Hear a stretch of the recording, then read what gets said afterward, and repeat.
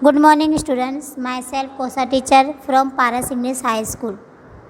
Today, I will teach you Standard 9, Subject Gujarati, Chapter number 2, પરોપકારી મનુષ્ય. એમનો લેખક છે વિદ્યાબેન નીલકંઠ. વિદ્યાગોરી રમણભાઈ નીલકંઠનો જન્મ અમદાવાદમાં થયો હતો. તેઓ BA સુધીનું શિક્ષણ ગુજરાત કોલેજ અમદાવાદમાંથી પ્રાપ્ત કર્યું હતું. ફોર્મ ગુરુદીપિકા, નારીકુંજ, જ્ઞાનસુધા તેમના લેખક સંગ્રહો છે.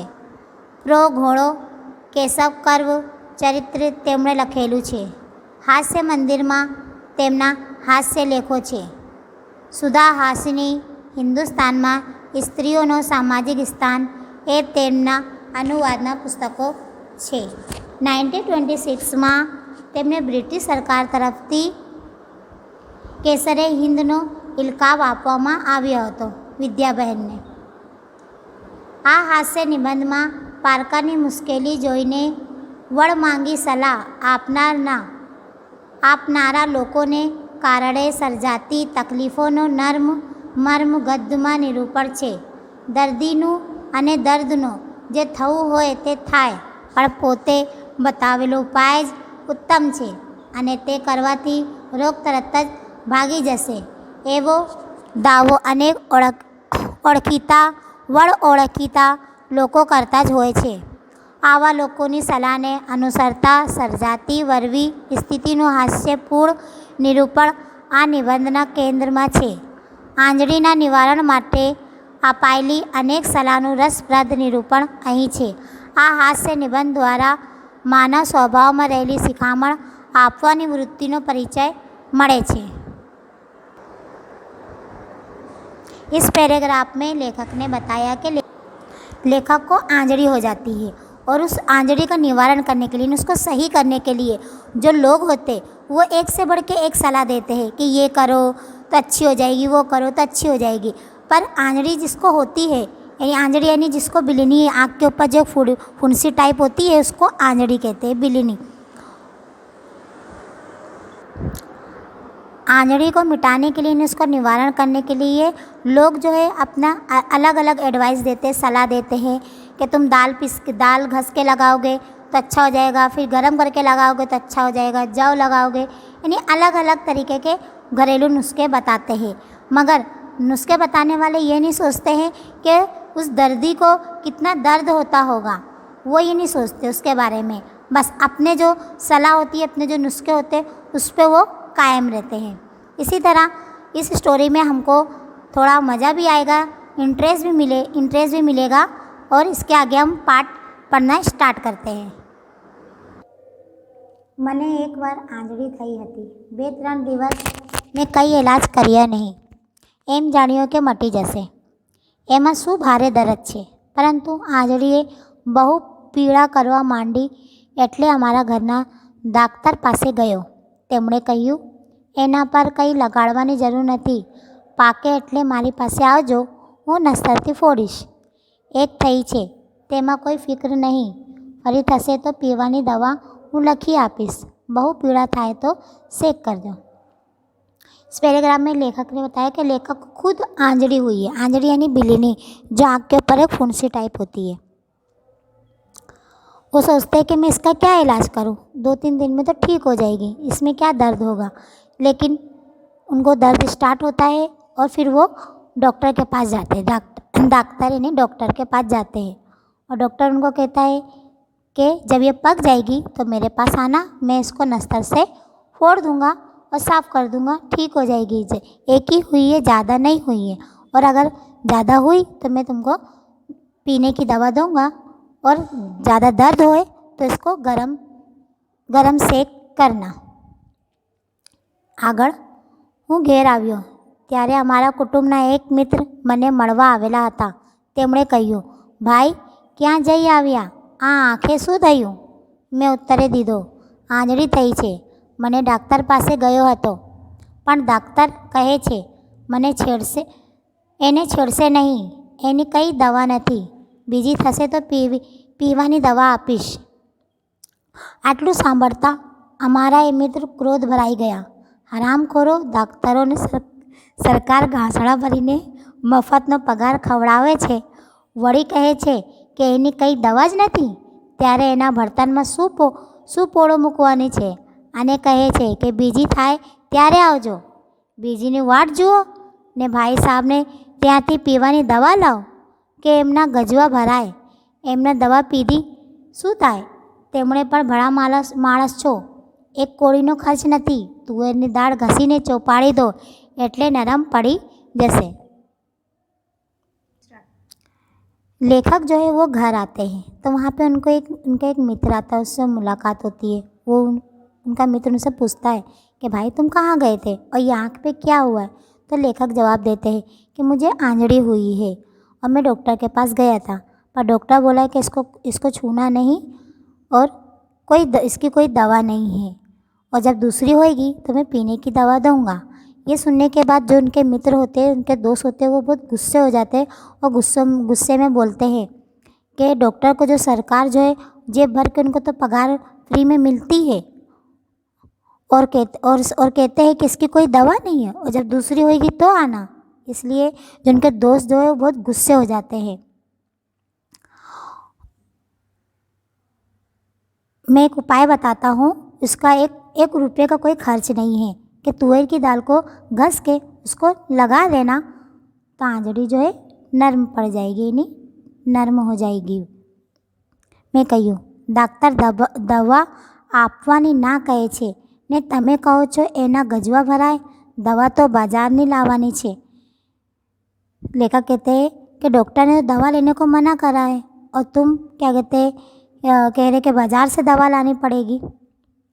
हमारा मित्र बोलिया તમે છેક ભોળા છો, એ તો ગાંધી વેદનું સહિયારું, વિલાયતના દવાવાળો ડાક્ટરોને પગાર આપે છે, પગાર અને અહીંના વેચનાર कमीशन આપે છે।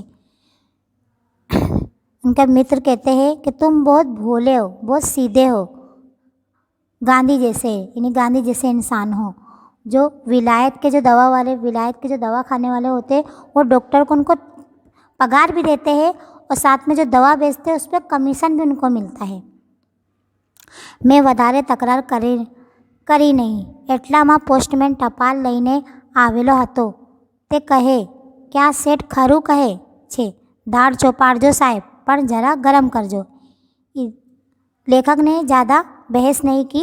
इतने में एक पोस्टमैन आता है और वो कहता है कि सेठ जो है ये सही बात बोल रहे हैं कि दाल लगाने का मगर थोड़ा गरम करके लगाना।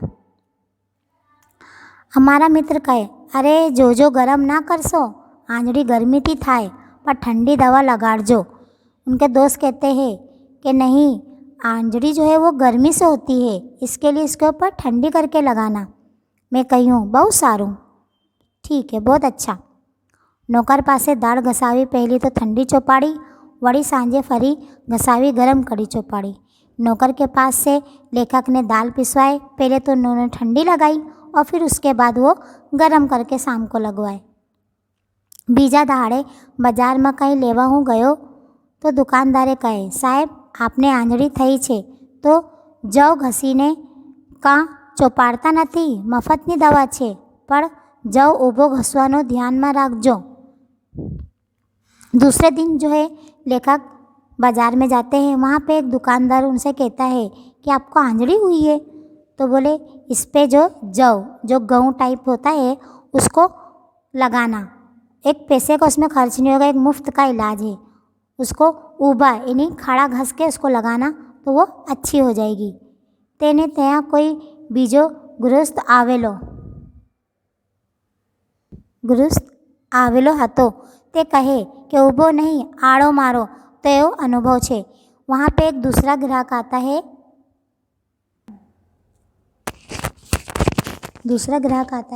वो कहते हैं कि जाओ आड़ा नहीं, ऊभो करके लगाओ, यानी उसका वो अनुभव रहता है। मैं घरे जई एक बार ऊभो जव घसीने बीजी बार आड़ो घसीने ચોપાડવા ધાર્યું। એમાં આપણે શું જાય? જેનાથી મટવાનું હશે તેનાથી મટશે। દુકાનમાંથી નીકળ્યો એટલામાં પડોશને ચશ્માની દુકાનના માલિકે મને દીઠો તે મારી પાસે આવી કહે કે ભાઈ સાહેબ મારું કહ્યું માનો તો આ તમને આંધળી થઈ છે, તે માટે એક ઝાંખા ગોગલ્સ લઈ જાઓ. હું મારા સ્વાર્થ માટે નથી કહેતો. જોઈએ તો ખપ થઈ રહે એટલે જે જોડ પછી મોકલવાજો. दुकान आपनी ज छे. मैं चश्मा ने जोड़ वेचाती लई पहरी दीदी. इस पैराग्राफ में लेखक ने बताया कि वो घर जाते हैं और जौ पिसवाते हैं. एक बार खड़ा ऊभा नहीं जौ पिसवाते हैं, फिर एक बार आड़ा करके और वो लगा लेते हैं कि लगाने में क्या जाता है, जिससे मिटना होगा मिट जाएगी. इतने में वो पड़ोस में एक दुकान रहती चश्मा की, और वो चश्मे की दुकान में जाते हैं तो वहाँ पे चश्मे की दुकान वाला कहता है कि साहब आपको आंधળી हो गई है, एक काम करो आप एक गोगल्स ले लो, सनलाइट चश्मा ले लो, उसको लगाना और जब ठीक हो जाए तब आके जो पैसे दे देना. तो वहाँ पे लेखक ने एक चश्मा ले लिए. ઘેર અમારા ઘરનો જૂનો મુનિમ આવેલો હતો. તેણે પૂછ્યું, ચશ્મા કેમ ઘાલ્યા છે શેઠ? આંધળીની હકીકત જાણી તે કહે કે બધી વાત જવા દઈ, કેસર ઘોડી ચોપાડો. મારા બનેવીને ભાણજેને ફુવાને થઈ તે અમે તો इलाज કર્યો હતો. रामबाण છે, घड़ी एक में मटी जैसे. इतने में उनके घर में एक मुनिम आते हैं और वो पूछते हैं कि आपने चश्मा क्यों लगाए हैं? तो फिर उनको बताते हैं कि मुझे आंधળી हुई है. तो बोले ये सब लगाने की क्या ज़रूरत है, तुम केसर घोड़ के लगा लो केसर. और वो बताते हैं इन्हें उनके रिश्तेदार जो होते हैं बनेवी के बनेवी, भाणेज के भाणेज, इस तरह से दूर के रिश्तेदार को बताते हैं कि उनको हुई थी आंधળી और उनने ये नुस्खा इस्तेमाल किया था. रामबाण इलाज था, तुरंत उनकी आंधળી जो है सही हो गई थी. कि लेखक केसर मंगावी में लंगाड़્યું. लेखक ने केसर मंगाए और लगाए. चलो હવે આગળ. હજામત કરવા હજામ આવ્યો. તે કહે કે સાહેબ આ આંધળી પર શું લગાડો છો? શું કરતા? સિંદૂર મંગાવી દબાવી દો, तरत ज आंधળી दबाई जैसे. इतने में जो है वहाँ पे हजाम जो है हजामत करने के लिए आता है और वो भी आगे कहता है कि आंधળી पर क्या लगाए हो आप? तो इससे करता बोले आप सिंदूर मंगाओ और सिंदूर मंगा के उसको लगा लो तो ठीक हो जाएगी. सिंदूर पर मैं दबाव्यो, सिंदूर भी लगाया लेखक ने. ऑफिस में अमारी साथे काम करनार माना एक कहे छे कि भाई हामड़ा आंधળીનો वायरा छे, तेथी थोड़ा दहाड़ा रहीने मरसे. ये ऑफिस में जिनका काम करने वाले जो है साथी वो कहते हैं कि अभी लेखक के साथ जो उनके ऑफिस में काम करने वाले एक व्यक्ति होते हैं वो कहते हैं कि अभी आंधળી का जो है वायरस फैला हुआ है, तो ये थोड़े दिन रुक के सही हो जाएगी. અહીંથી રજા લઈ એક દહાડો ઓળી પોળીને ઘેર સૂઈ રહો ને તે કરતાં કંઈ કરવું જ હોય તો એક ટૂચકો બતાવો. તમે કોઈ વાંદળી સ્ત્રી જાણતા હો તો રાત પડે તેને ઘર જઈ બારણા ઠોકજો. તે પૂછે કોણ તો કહેજો કે એ તો હું આંધળી રાણી, આજે મારે ઘેર ને કાલે તારે, એમ કહી ચાલ્યા આવજો. મારા સામ ટૂચકો અજમાવા જેવો છે. इनके जो ऑफिस में जो काम करने वाले वो कहते हैं कि आंधળી का वायरस जो अभी फैला हुआ है ये थोड़े दो तीन दिन रुक के ठीक हो जाएगी. आप ऐसा करो कि 2-3 दिन की छुट्टी लो और घर पे ओढ़ के सो और आराम करो तो ठीक हो जाएगी. हाँ, अगर आपको कोई नुस्खा अगर करना चाहते हो तो मैं आपको एक एडवाइस दूँ. एक जो वांदड़ी स्त्री होती है, वांदड़ी स्त्री यानी कि जिसके बच्चे नहीं होते हैं, तो वो स्त्री के घर आधी रात को जाना और बारना बजाना, इन्हीं दरवाजे पे दस्तक देना, दरवाज़ा बजाना. अगर वो अंदर से पूछेंगी कि कौन, तो आप कहना कि मैं आंधળી रानी हूँ, आज मारे घर ने काले तारे घर, यानी आज तुम्हारे घर तो आज कल मेरे घर. ऐसा बोल के तुम वापस आ जाना तो आज तुम्हारी आंधળી ठीक हो जाएगी. पराए घर कई काम वगैरह राते एकला जवानो ठीक ना लागवाती मैं ना कही त्यारे तेओ साथे आवा आग्रह कर्या ने ते रात्रे में उपाय पण अजमायो पण आंधળી तो जेमनी तेम रही. यानी पराए घर, यानी आधी रात को किसी के घर जाना लेखक को ठीक नहीं लगा. इसके लिए वो अपने फ्रेंड को बोले कि तुम भी मेरे साथ चलो. और फिर वो भी उनके साथ गए और वो भी नुस्खा उन्होंने आजमाए, पर आंधળી जैसी की तैसी रही। बीजा दहाड़े मारा ओळखवाळा एक सेठनी मिलनो भैयो कई कामसार આવ્યો। तेणे કહ્યું, जी इसमें कई बड़ी बात है। 8 दिन एक छोटा कटोरा भांग पीना शुरू करना, युक्ति बड़ी ठंडी है। आप इनका गुण देख लो, डॉक्टर की दवाई में क्या पीने का। अब दूसरे दिन जो है एक भैया, यूपी के एक भैया आते हैं, वो कहते हैं कि इसमें क्या बड़ी बात है, रोज़ एक कटोरा भांग पीना शुरू कर देना, देखना आंधળી सबसे पहले अच्छी हो जाएगी, इसमें दवा का भी कोई असर नहीं होगा, दवा पीने की ज़रूरत होगी ही नहीं। मैं કહ્યું, भैया जी હું भांग के बीजों कोई कॉफ़ी पदार्थ पीतो नहीं। लेखक कहते हैं कि भैया जी मैं कोई कॉफ़ी या कोई भी दूसरा कोई नशा करने वाली चीज़ मैं नहीं पीता। भैया कहे, अरे जीवे तो दवाई के लिए कहता हूँ, थोड़ी सी ज़रूर पीना, परंतु एनी सलाहनों में अमल करियो नहीं। भैया कहते हैं मैं सिर्फ दवाई के लिए कह रहा, सिर्फ थोड़ी सी पीना, पर लेखक ने उनकी एडवाइस को नहीं माने। मारा वृद्धमासी पूजाનું ચંદન ઘસતા હતા। આ ચંદન લગાડીજો, મેં તે લગાડ્યું। જમતી વખતે રસોઈયો કહ્યું, સોટ ચોપાડો। મેં સોટ પણ ચોપાડી। ખેપ લઈને ધોબી આવ્યો, તે કહે કે લવિંગ ઘસીને લગાવ, તે પણ લગાવ્યું। એટલામાં રૂ પિંજારો આવ્યો, તેણે કહ્યું કે એક બેંદુ લાવી તેની સફેદ લગાડોને જુઓ કે હું ખરો છું કે ખોટા। આપ મોટા માણસ છો એટલે હું વધારે કહી શકતો નથી। તે ઉપાય પણ અજમાવ્યો, કેમ કે દુઃખથી હું કંટાળી ગયો હતો અને કંઈક કરતે આરામ થાય છે એમ જાણી આ પરદુ ખબજન મનુષ્યની સલાહ અમલમાં એક પછી એક મૂકતો હતો। लेखक इसे कहना चाहते हैं कि वृद्ध मासी जो कहती है कि चंदन घस के लगा लो, तो वो चंदन भी लगा लेते हैं। इस पैराग्राफ में लेखक ने बताया कि जो उनकी एक मासी होती है वो कहती है कि चंदन घस के लगा लो, तो लेखक चंदन भी लगा लेते हैं। उसके बाद जो रसोइया आता है, जो खाना पकाता है, वो आके कहता है कि इसमें सौंठ को लगा लो, सौंठ जो होता है तो सौंठ भी लगा लेते हैं। फिर धोबी आता है, धोबी कहता है कि लौंग घस के लगा लो, तो वो लौंग भी घस के लगा लेते हैं। इतने में एक पिंजारो आता है, तो वो कहता है कि एक बेंदू यानी इसका मीनिंग होता है अंडा, यानी एक अंडा लाओ और उसकी जो सफ़ेदी जो एग वाइट होती है उसको लगा लो। कि साहब आप तो बड़े इंसान हो, उससे ज़्यादा मैं कुछ नहीं कह सकता। लेखक कहते हैं कि मैं इस आंधળી के दुख से बहुत परेशान हो गया हूँ, जिससे मुझे आराम हो जाए, मैं सब कुछ करने के लिए रेडी हूँ। इंसान की जो मनुष्य की जो सलाह है, मैं एक के बाद एक उसको इस्तेमाल कर रहा हूँ, पर मेरे जो दुख, मेरी आंधળી का जो दर्द है उसमें कोई फ़र्क नहीं पड़ रहा है। चलो હવે આગળ। ઘરની દરાળવાળી લોટ લઈને આવી તે કહે, શેઠ સાહેબ બધા ઉપાય કર્યો હશે, એક મારો અજમાવો। આંબલીનો કચૂકો ઘસી તે કચૂકોનો ઘસેલો છોડો આંધળી પર વળગાડી દેવો, તે મરતા સુધી ત્યાં ચોંટી રહેશે અને મરશે એટલે એની વડે ઉકળી જશે।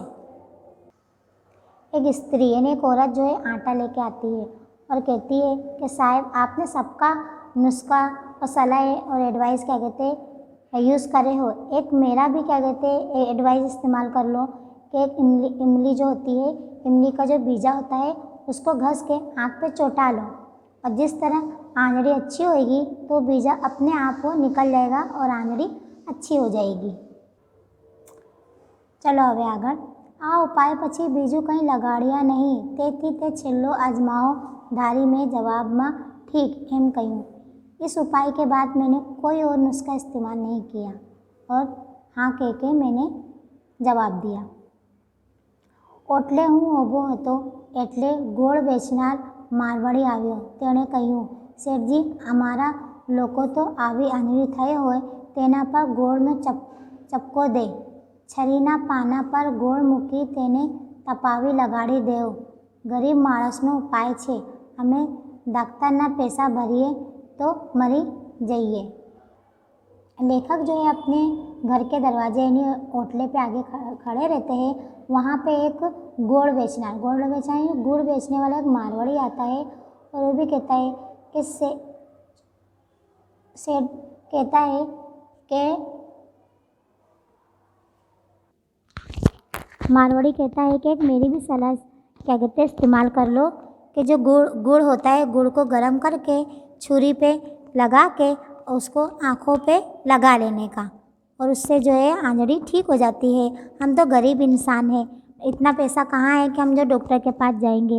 इस तरह से करके हमारी आंजड़ी जो है वो अच्छी हो जाती है. पैराग्राफ में लेखक ने बताया कि जो गुड़ गर्म करके लगाते हैं तो वो एक सेक की तरह होता है. परिणाम यानी लास्ट में क्या होता है, उनको दर्द होने लगता है और फिर गुड़ यानी गुड़ को घी में इन्हें इलायची डाल के गर्म करते हैं और उसको लगाते हैं. कहते हैं कि दिवेल यानी तेल पीने से अच्छा है कि घी में गर्म करके उसको लगाओ, घी पियो.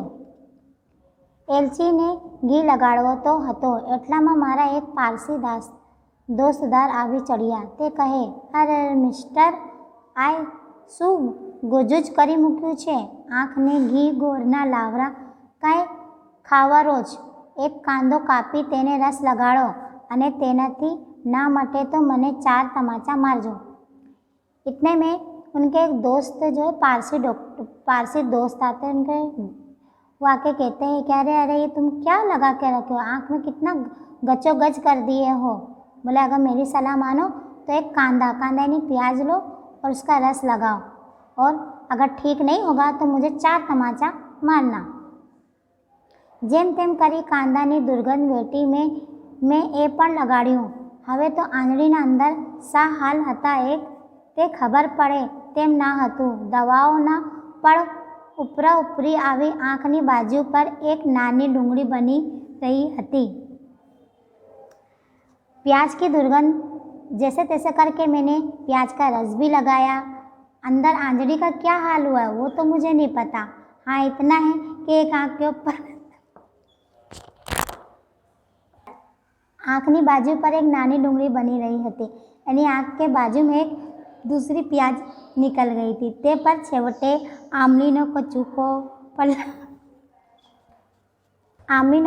पर लटकावी दीधो હતો. દરદ થયા કરતું હતું તેથી ખબર પડતી કે આ સર્વ ઇલાજ હજી પોતાનું કાર્ય કરી રહ્યા ના હતો. आमली का बीजा लगाने के बाद भी, इतना सब कुछ करने के बाद भी लेखक को दर्द हो रहा था. यानी इसका मतलब ये है कि जो नुस्खे वो काम नहीं कर रहे. વેદનાને લીધે હું સૂઈ રહ્યો અને હવે કોઈ પૂછે તો કહેવું નહીં એવો નિશ્ચય કર્યા. इसके लिए वो लास्ट में एक डिसीजन लिए कि अब कोई पूछेगा तो बोल दूँगा कि नहीं है. એટલામાં મને ठीक નથી જાણી मारा एक विधवा फूई खबर काढ़वा आव्या. इतने में उनकी एक जो विधवा फूई है उनकी खबर लेने के लिए आती है. ते कहे, भाई तमे अंग्रेजी भणेला ते गळेला नहीं हूँ तो मने कंईक पण थाय त्यारे जरा लोट घी में सेकी खाई लऊँ. वात कफ पीत बधु मने तो एनाथी हटे छे. जो बदाम होय तो थोड़ी नाखो, नहीं तो घी खांड ने लोट तो घर में होय. ताव आवे, उघरस थाय के वा आवे, माथुं दुखे के सड़ेखम थाय. पण मारो तो एक पेट इलाज छे. पेट में दुखे तो पण ते दहाड़े नहीं पण बीजा दहाड़े ए उपाय करवो के दुखावती थयेली आ शक्ति मटे. फोईनुं लाल चड़ोठी जेवुं शरीर जोता ए उपायनो वास्तविक पण मारा मन में उतर्यो. इन्हें उनकी जो फूई रहती है, विधवा फूई रहती है, वो आके कहती है कि साहब कि तुम तो अंग्रेजी पढ़े लिखे हो और ये सब कर रहे हो, तो बोले इससे अच्छा है कि सीरा बनाओ. गेहूँ आटा उसमें घी और अगर अपने घर में क्या कहते बादाम हो, काजू बादाम हो, वो भी डाल के सीरा बना के उसको खाओ. एक नहीं तो दूसरे दिन तो उसका इलाज होगा. उसमें अपने को कोई भी तकलीफ़ हो, पेट दर्द हो, सर दर्द हो, ताव हो, कोई भी अपनी तकलीफ़ हो उससे उसको वो फ़ायदा करती है। लेखक जो है अपनी सुई का जो उनकी जो बॉडी रहती है इतनी टफ रहती है, उससे सोचते हैं कि हाँ ये इलाज करेगा। वड़ी શીરોનો સ્વાદ પણ કોને ના ગમે, એની શીરો કો સ્વાદ કિસકો નહીં अच्छा लगेगा। માટે બીજા ઉપાય કરતાં ઘણી વધારે ખુશીથી ફોઈનો ઉપાય शुरू કર્યા। यानी दूसरा कोई उपाय करने के बजाय उनने अपनी फूई का उपाय जो है शुरू किया અને ઘણા દિવસ ચાલુ રાખ્યો और थोड़े दिन वो ચાલુ रखे। પણ આંજળી તો કસાને ગાંઠે નહીં, પણ આંજળી તો ઠીક નહીં हुई। અંતે પાછો डाक्टरને ઘેર ગયો, તેમણે असिस्टेंट પાસે દવાનો ડુંગર साफ कराव्यो और लास्ट में जो है वो डॉक्टर के पास गए और उनके असिस्टेंट के पास जाके जो डूंगर यानी जो आँख के पास एक डूंगर यानी एक जंगल बन गया था उसको साफ कराए। 1 कलाक के अंदर ने आंजड़ी दिखाई। उसके बाद उसकी जो आंजड़ी जो है वो दिखाई दी। ते पर डॉक्टर ने अस्तर मुक्यो और डॉक्टर जो है उसको औजार से उसको फोड़ा और मुझे आराम हुआ। मारा हितू इच्छा मारी दया खाईने मारो दुखनो भार ओछो करवा काळजी राखी हती। तेमना जाहिरमा आभार मानवीने हाथ तक लऊँ छूँ।